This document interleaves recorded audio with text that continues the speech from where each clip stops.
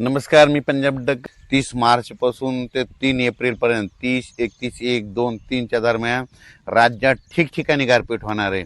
आणि काही ठिकाणी लिंबासारखी गारपीट होईल, काही ठिकाणी बोरासारखी होईल आणि काही ठिकाणी चिंचोक्यासारखी गारपीट सगळ्या जिल्ह्याला पाहायला भेटणार आहे. तर सुरुवातीला सांगू इच्छितो की मग गारपीट जास्त कोणत्या एरियात होणार आहे.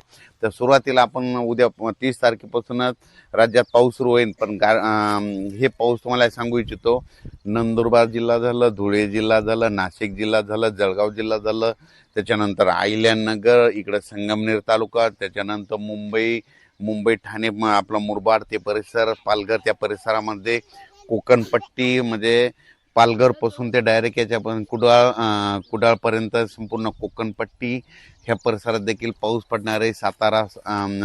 सातारा, कोल्हापूर, तसेच तिथपर्यंत ह्या कोकणपट्टीमध्ये देखील खूप पाऊस देखील होणार आहे, गारपीट देखील होणार आहे, म्हणून हे लक्षात घ्यायचं.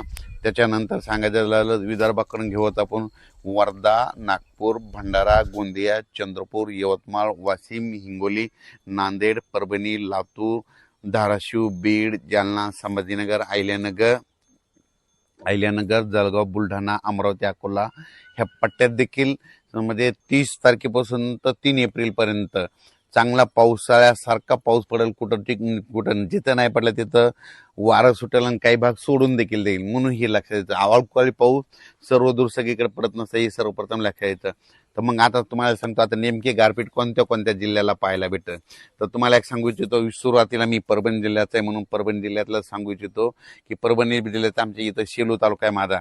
म्हणजे माझ्या गावापासून कम्प्लीट इकडं वालूरकडं म्हणजे वालूर, चारठाणा ह्या परिसरात गारपीट पाहायला भेटेल. म्हणजे आमच्या सेलू तालुक्यात भेटेल, जिंतूरकडे देखील भेटेल, पालम परभणी जिल्ह्यामध्ये पालम देखील आहे, पालम पुण्याच्या त्या पट्ट्यामध्ये गारपीट बघायला भेटतं.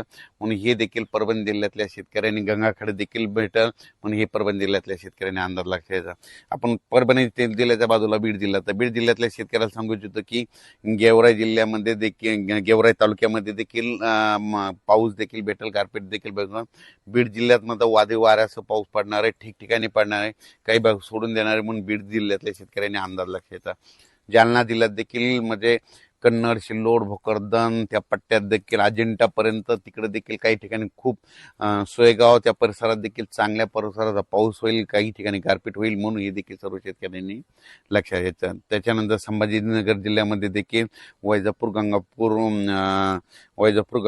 ह्या पट्ट्यात देखील चांगला पाऊस देखील होईल, गारपीट देखील होईल. म्हणजे संभाजीनगर जिल्ह्यामध्ये चांगल्या प्रकारचा